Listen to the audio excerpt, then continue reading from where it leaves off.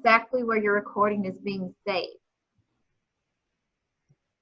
It looks like it's recording now. So just know the location of where you can find the recording. That's very important. Are you ready? Yes, we're ready. Okay, so today I'm going to be presenting the practice of education in Maria Montessori.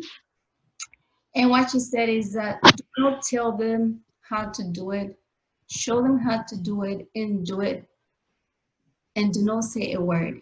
If you tell them, they will watch your lips move. If you show them, they will want to do this by themselves.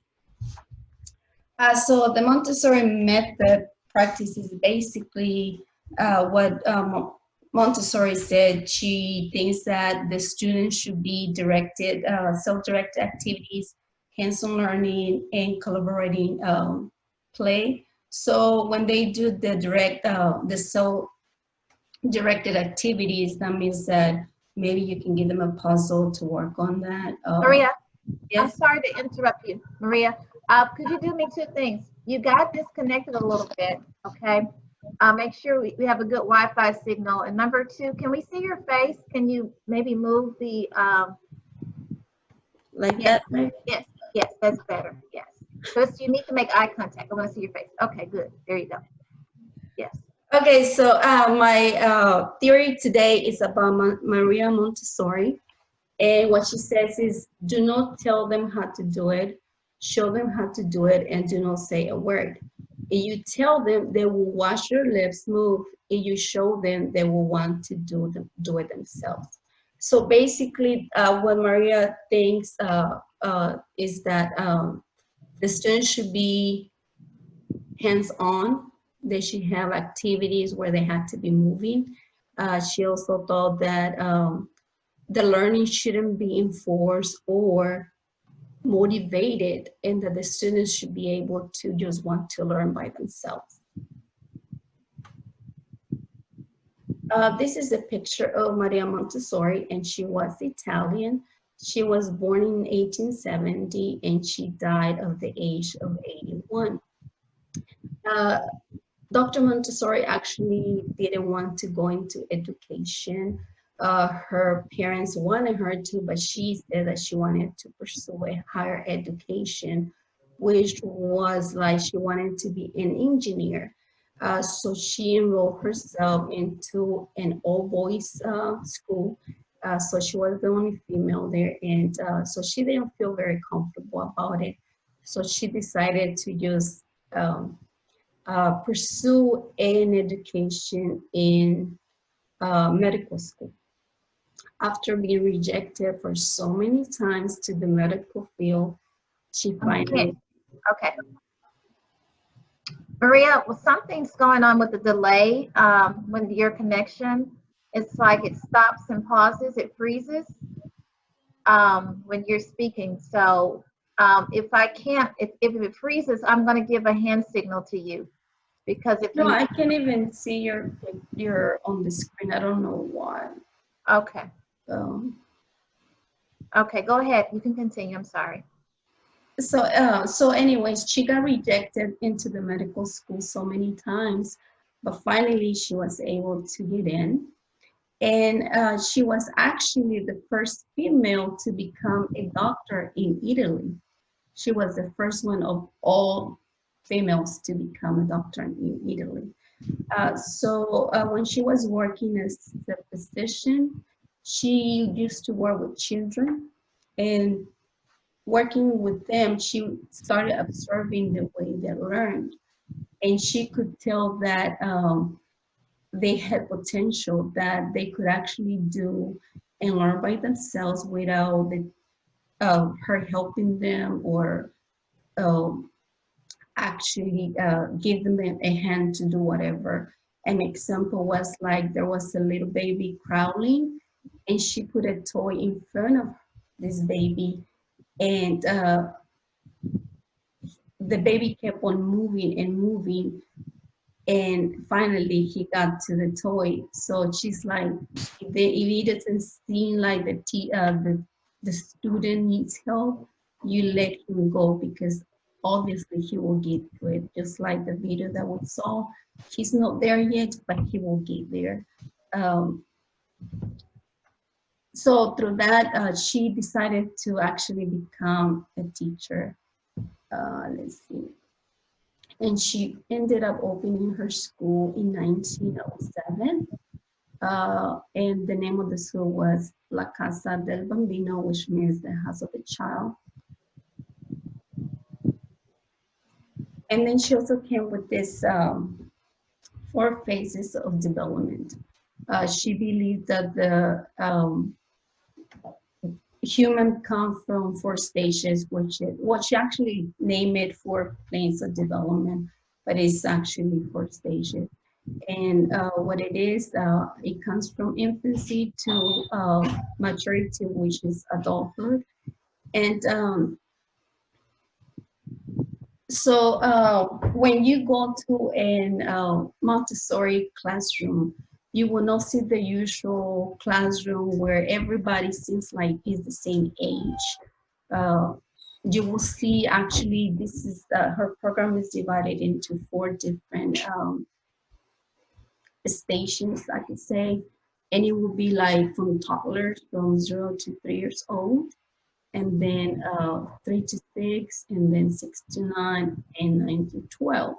And what this does is like actually the older students become the mentors to the little students, to the younger ones. And this also gives them the opportunity to become leaders. So leadership skills.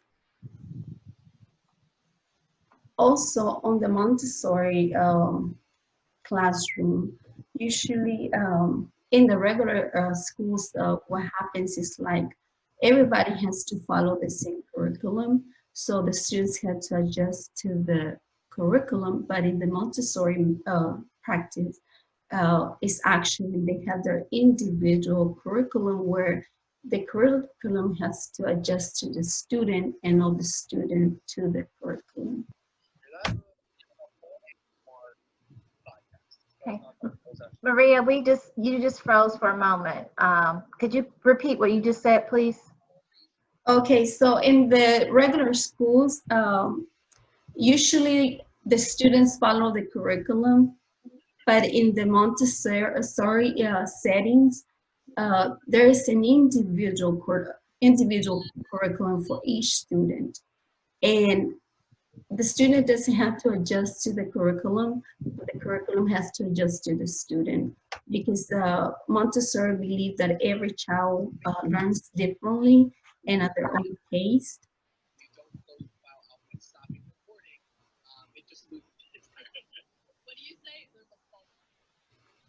Okay, is everyone on mute? Because I hear some background noise. If you wouldn't mind putting yourselves on mute, I hear some background noise. All right, Maria, you Yes. can continue. Yes. So I don't know exactly where I left off, but this is what she really thought, that we don't have to the student doesn't have to adjust to the curriculum, basically, because we all learn at different pace. And as we saw in the video, I forgot her name, but everybody gets to where they had to be just at different times.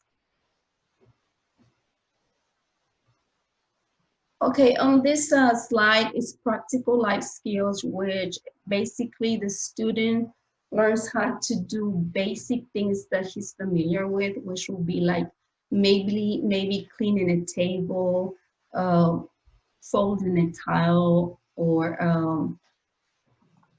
clearing the floor. This actually is helping them with their movements and learning their environment. I'm sorry. Okay, I don't see her anymore.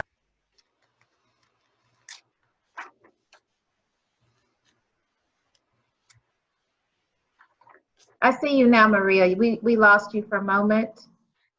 I think I'm losing myself too, because I don't really know what you're getting in. I don't know why I don't know why we're losing you, but we did lose you for a minute. So through these activities, children actually achieve coordination and control of the movements that they're making.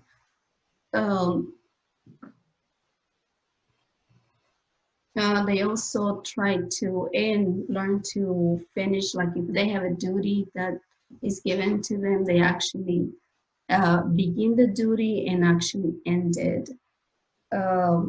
They also, during this stage, they actually develop the will and self-discipline, the capacity of concentration and self-confidence. You know, my eye has been pretty. Okay, on this sensorial, actually, I don't know you're gonna be able to see this, but I went ahead and got this. Tell me if you can see it. Yes, we can see it. Okay, so I went ahead and got this because I thought it was so interesting the way the lesson is taught, and it's just cylinders, but the teacher actually teaches the student how to grab it, and it's something like this. I don't know if you can see my fingers, and they have to grab it in a particular way because they're actually learning the movement of the pen, and through this they will be able to learn how to write, and at the same time they will be learning the cylinder and its parts, like the diameter and the radius. Are you able to see it? Yes.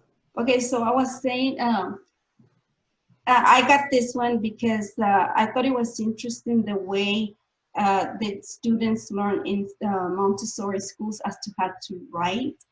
And the teacher actually shows them how to handle or hold the cylinder. And what this does is going to help them with their movements of the pen, and they will be able to write cursive or however any kind of writing.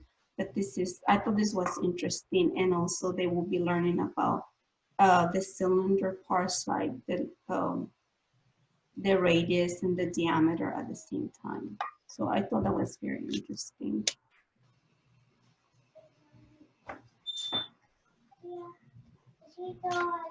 Go with Tia, Mama. Go with Tia, please. On this one, on the language, as you can see, they have the letters. And what the students do, they're going to be moving them. And this is how they learn to write and read. And I don't know exactly how that's going to happen, but eventually, by moving the letters, they'll be able to make words and also learn to read and write at the same time.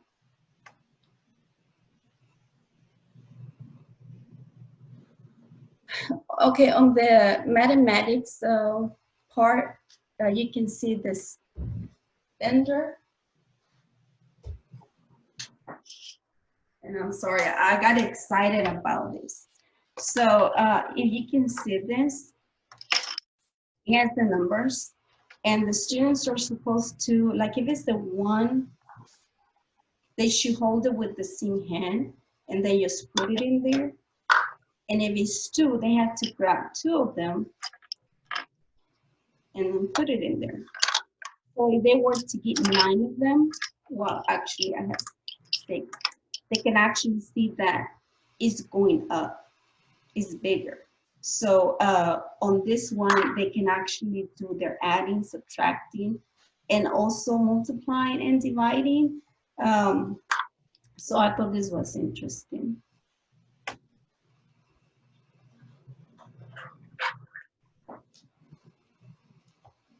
If you can see it, this is the mat, and this is actually where it will be their area of work. So they learn to stay in that particular area so they don't have to bother anybody else. And so they know that they need to respect everybody's environment. And they also learn order. It keeps them in order, and they also learn to roll it and unroll it.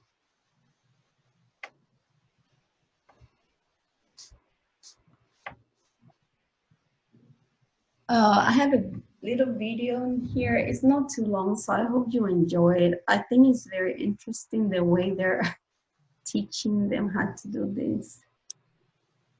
Let me see what I can play.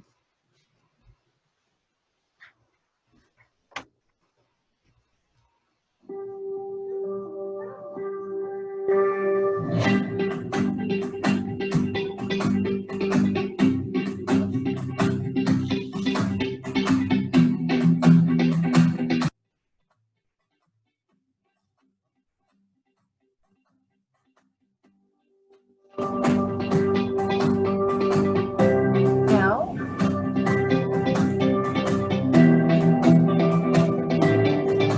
Can you see the video? I'm sorry.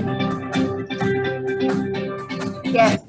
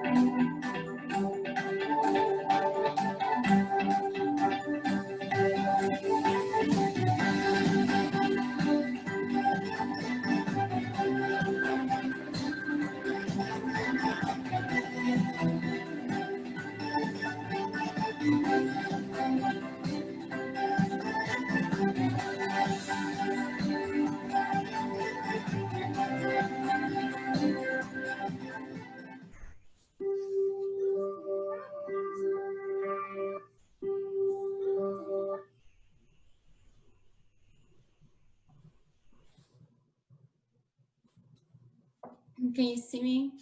Yes. Yes. I don't see your PowerPoint anymore. Oh, can you see it now? Yes, we see it now. Okay, so on that one, I thought it was very interesting, but according to Maria Montessori, hopefully once they get to do this kind of practice on the mat, then they be okay doing it by themselves just by using pencil and paper, and they won't be so confused, about it. I got kind of nervous about like, okay, what's gonna happen on the second part? I didn't really see it coming, but it was kind of interesting. And the thing about this is that the students are actually doing it on their own, and they practice as much as they can until they actually get the concept of the numbers. Okay, on the culture studies, they actually have geography, botanic, science. And on this picture, you can see the little boy, how he's actually pinning some names on the map as to learn the countries, and this also gives them like a more open mind about the world, where they can see that it's not only the environment that they're staying in, but there's more to it. You can see where We have some technical difficulties. you can see where it's showing all the kinds of leaves, and he'd be able to organize them by name. And definitely the Montessori would actually meet the needs of the students, which would be allow the students to explore, make mistakes, give give freedom with limits, learn cooperative social skills, develop self-control, learn to take initiative, develop an analytical mindset, and most important, develop a lifelong joy, love, and excitement for learning. So basically, Montessori is saying let the children learn on their own and on their own pace so they can actually learn to love to learn. Um, and those will be my references. And this is the end of my presentation. All right. Well, do you have any questions for Maria? Anyone regarding the Montessori method?